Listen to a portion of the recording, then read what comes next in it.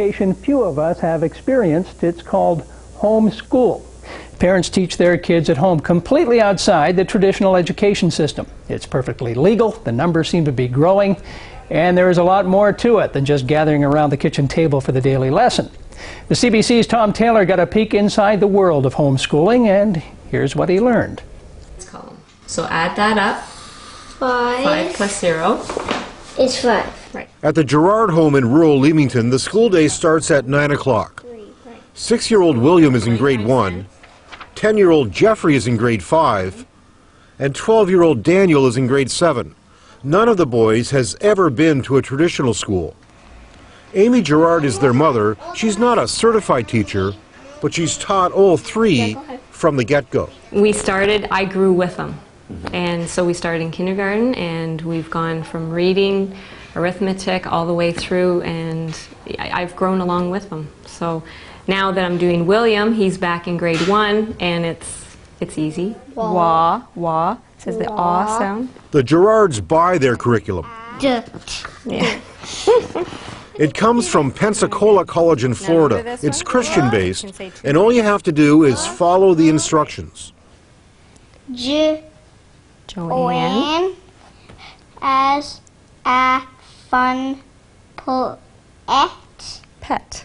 So Joanne has a fun pet. The reason I was attracted to it was very colorful. The kids enjoy it, and it's easy for me. So I figure if I enjoy it, they're going to enjoy it.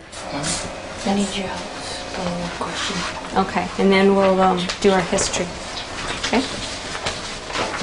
William, you can go play on the computer for a little while we do our history. Okay? The big upside is one-on-one learning. They all learn differently, so I have to adjust how I approach them. Daniel is very much, he likes me there, he likes to know for sure what the instructions are, and so he waits for me. Are they trying to find the percent that you pay or how much you pay? How much you pay. Now Jeffrey, he's a little self-motivated, a little more, and he wants to rush ahead and just do it on his own. And I've had to slow him down and just make sure that he's understanding everything. The Gerards have a very structured approach, almost a traditional style of homeschooling. 0 plus 7 is 7. 7 plus 2 is 9. Right. Light of the future, but it does not. At the Willemsma's home outside of Kingsville, the learning is quite a bit less structured, approaching what some homeschoolers call unschool. We look at the whole world as sort of a school. So you look at what's going around and you can churn it into education. School attendance is mandatory for Canadians until what age? 16. In fact, the Education Act of Ontario is quite clear. Every child must attend elementary or secondary school from the age of 6 until the age of 16. However, attendance is excused if the child is receiving satisfactory instruction at home or elsewhere. And as this policy memorandum states, if parents notify their local school board of their intention to homeschool, the notification itself is evidence of satisfactory instruction at home. But I don't have any mechanism to go out there and look for families who haven't complied with the regulation. The Public School Board for Windsor and Essex County has 78 homeschoolers registered for elementary school and 29 registered for high school, for a total of 107 homeschoolers. That's almost a threefold increase since 2001. Definitely, I would like to see them in our schools because I believe the Greater Essex County District School Board provides wonderful programs and learning opportunities for our students. However, the choice is the parents. Okay, don't run in the hallways, guys. At the Windsor Essex Homeschool Co-op at the Essex Gospel Tabernacle, about 125 homeschoolers come on Mondays. That's up from just 20 kids 5 years ago.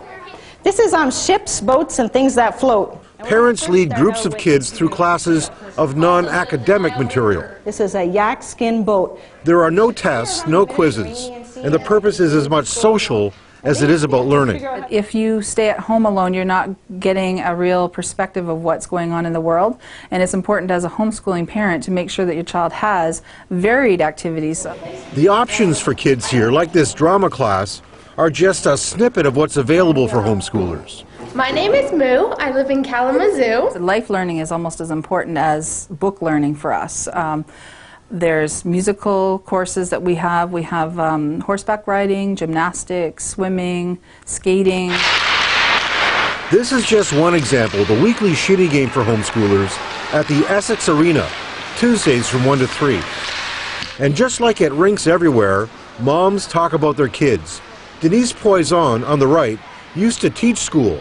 Now she homeschools her 6-year-old Pierre en français. I can bring him to different places and we can learn together, and I feel like I'm participating in his education in a wonderful way, and I feel like we all benefit as a result.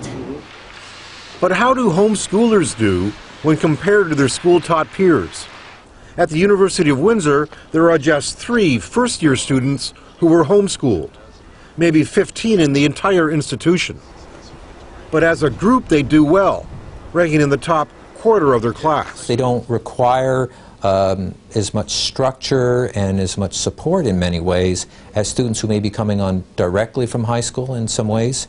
And so as a result, they very much are ideal learners for the university environment. So the University of Windsor is interested in seeing that number grow.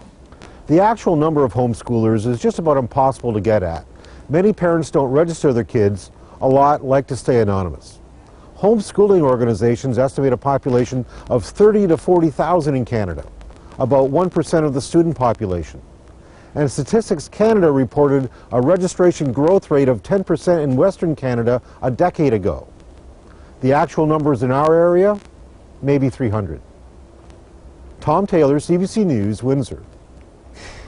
Stay with us. Sports is coming up next on Canada Now.